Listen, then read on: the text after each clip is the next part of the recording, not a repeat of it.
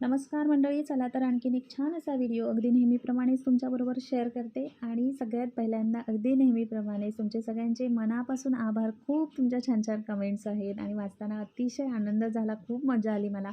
आणि प्रत्येक कमेंटचा मी रिप्लायसुद्धा दिलेला आहे. तर कालच्या कमेंट्समध्ये की नाही मला खूप सारे प्रश्न विचारले गेले आणि ते तर मी तुम्हाला सांगतेच पुढे. पण आज राखाडी रंग आहे देवीचा आणि म्हणूनच आपल्या रांगोळीमध्ये जास्तीत जास्त राखाडी रंगाचा वापर करण्याचा मी प्रयत्न केलेला आहे. तर खूप सुंदर दिसत होता खरं तर राखाडी रंग. माझ्याकडे राखाडी रंग नव्हता. मग मी काय केलं, काळ्या रंगामध्ये सफेद रंगाची रांगोळी मिक्स केली आणि त्याच्यापासून राखाडी रंग तयार केला. खरं तर काळा रंगसुद्धा माझ्या रांगोळीमध्ये नसतो. मी कधी आणत नाही तो कलर रांगोळीमधून.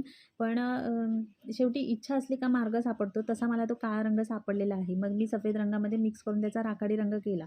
पण खरं सांगू का, राखाडी रंग रांगोळीमध्ये खूप सुंदर दिसतो. खूप म्हणजे खूपच छान वाटत होता मला तो रंग.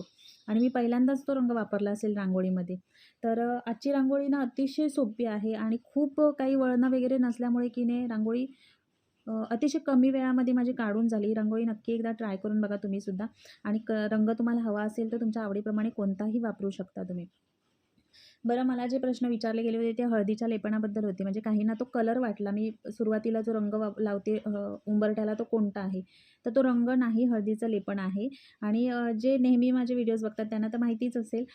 पण पुन्हा एकदा सांगते, हळदीमध्ये मी गोमूत्र, अष्टगंध आणि पाणी थोडंसं मिक्स करून त्याचा लेप काढून तो उंबरठ्याला लावते. बरं, ते हळदीचं लेपन जे आपण लावतो की नाही त्याच्यावरती फुलं वगैरे लावून काही सुशोभित करायचा असा काही नियम नाही. हळदीचं लेपन मात्र जरूर लावावं, कारण ती खरोखरच खूप सकारात्मक अशी ऊर्जा आपल्या घरामध्ये नेहमी राहते. पण हे जे फुलांच्या पाकळ्या किंवा फुलांनी मी सजवते की नाही ते मला आवडतं म्हणून मी करत असते. तर तुम्हाला आवडत असेल तर तुम्हीही करू शकता. बरं, दुसरा प्रश्न असा होता की तुम्ही मुंबईमध्ये राहता का मुंबईच्या बाहेर राहता? तर मी कोकणामध्ये राहते आणि कोकणातूनच हे व्हिडिओ तुमच्याबरोबर मी शेअर करत असते.